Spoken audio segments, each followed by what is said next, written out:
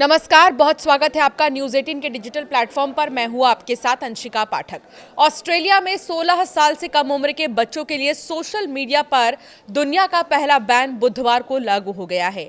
इस बैन के अंतर्गत फेसबुक, यूट्यूब, टिकटॉक और एक्स सहित 10 बड़े प्लेटफॉर्म को उन्हें अकाउंट बनाने से रोकना होगा। मंगलवार को पूरे ऑस्ट्रेलिया के स्टूडेंट्स को एक वीडियो मैसेज में प्रधानमंत्री एंथनी एल्बनीज ने कहा कि सरकार ने यह बदलाव उन बच्चों की मदद के लिए किया है जो एल्गोरिदम अंतहीन सोशल मीडिया फीड और उनसे आने वाले दबाव के साथ बड़े हुए हैं। उन्होंने स्टूडेंट्स को यह भी सलाह दी है कि आने वाले स्कूल की छुट्टियों का पूरा फायदा उठाएं, बजाय इसके कि अपना सारा समय फोन पर स्क्रॉल करने में बिताएं।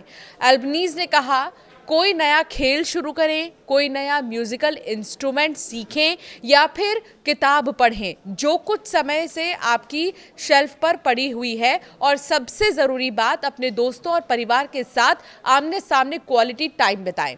सिन्हुआ एजेंसी जो है न्यूज़ एजेंसी, उनके अनुसार ऑस्ट्रेलियाई संघीय संसद ने पिछले साल नवंबर में ऑनलाइन सुरक्षा संशोधन सोशल मीडिया न्यूनतम आयु विधेयक 2024 पारित किया था, जिसमें कुछ सोशल मीडिया प्लेटफॉर्म को 16 साल से कम उम्र के बच्चों को अकाउंट बनाने से रोकने के लिए उचित कदम उठाने की ज़रूरत है। जो प्लेटफॉर्म इसका पालन नहीं करते हैं उन पर 49.5 मिलियन ऑस्ट्रेलियाई डॉलर यानी लगभग 32.8 मिलियन डॉलर तक का जुर्माना लग सकता है।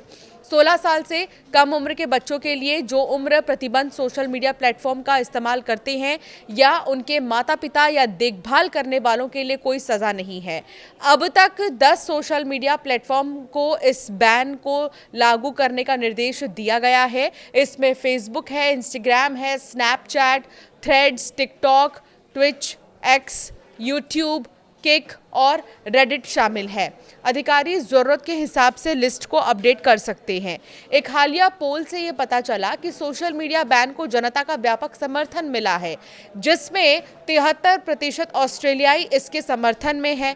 फिर भी केवल 26% को ही भरोसा है कि ये उपाय काम करेगा और 68% का मानना है कि बच्चे इससे बचने का रास्ता निकाल लेंगे। ऑस्ट्रेलियाई आधारित ग्लोबल डेटा इनसाइट्स और digital media company furrow profile द्वारा दिसंबर की शुरुआत में जारी किए गए पोल के अनुसार शिक्षकों 84% और माता पिता 75% के बीच समर्थन सबसे ज़्यादा है, लेकिन 16 से 24 साल के लोगों में ये घटकर 62% हो जाता है।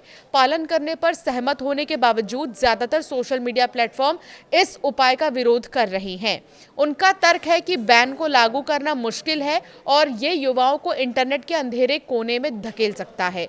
ग्लोबल ऑनलाइन फोरम रेडिट ने मंगलवार को कहा कि कानून का पालन करना है, लेकिन इसके दायरे, प्रभावशीलता और प्राइवेसी के असर से असहमत हैं। बता दें कि ऑस्ट्रेलिया के टीनेजर्स पर सोशल मीडिया बैन ने अंतर्राष्ट्रीय स्तर पर ध्यान खींचा है, जिसमें डेनमार्क, मलेशिया, ब्राज़ील, इंडोनेशिया और न्यूजीलैंड सहित कई देश कथित तौर पर इसी तरह के उपायों पर विचार कर रहे हैं। अब ये भी जानिए कि कौन से प्लेटफॉर्म बैन किए गए हैं और इस लिस्ट में कौन से ऐसे प्लेटफॉर्म्स हैं जो बैन की लिस्ट में शामिल नहीं हैं। तो चलिए आपको बताते हैं, ऑस्ट्रेलियाई सरकार ने कुछ प्लेटफॉर्म को इस प्रतिबंध से बाहर रखा है। इनमें डिस्कॉर्ड, गूगल क्लासरूम, मैसेंजर और गिटहब, व्हाट्सएप, लेगो प्ले, स्टीम, रोब्लॉक्स और यूट्यूब किड्स शामिल है। सरकार ने हालांकि ये भी कहा है कि ये लिस्ट फाइनल नहीं है। कुछ प्लेटफॉर्म अभी जांच के दायरे में है और आने वाले समय में इनमें बदलाव हो सकता है। इस फैसले पर अब कई देशों की नज़रें टिकी हुई हैं।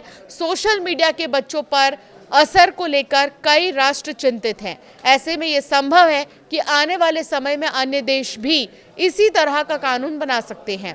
ऑस्ट्रेलिया का ये कदम डिजिटल दुनिया पर बड़ा असर डाल सकता है और सोशल मीडिया कंपनियों को अपनी पॉलिसी बदलने के लिए भी मजबूर कर सकता है। हालांकि अब ये देखना होगा कि और कौन से देश हैं जो ऑस्ट्रेलिया की तरह ही 16 साल से कम उम्र के लिए बच्चों के लिए सोशल मीडिया पर बैन लगाते हैं। लेकिन फिलहाल ऑस्ट्रेलिया में कई सारे ऐसे लोग हैं जो इस फैसले को सपोर्ट कर रहे हैं, जो इस फैसले का समर्थन कर रहे हैं।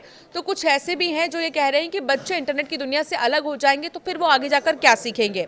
आपकी राय क्या है इस पर हमें ज़रूर कॉमेंट कर बताएं।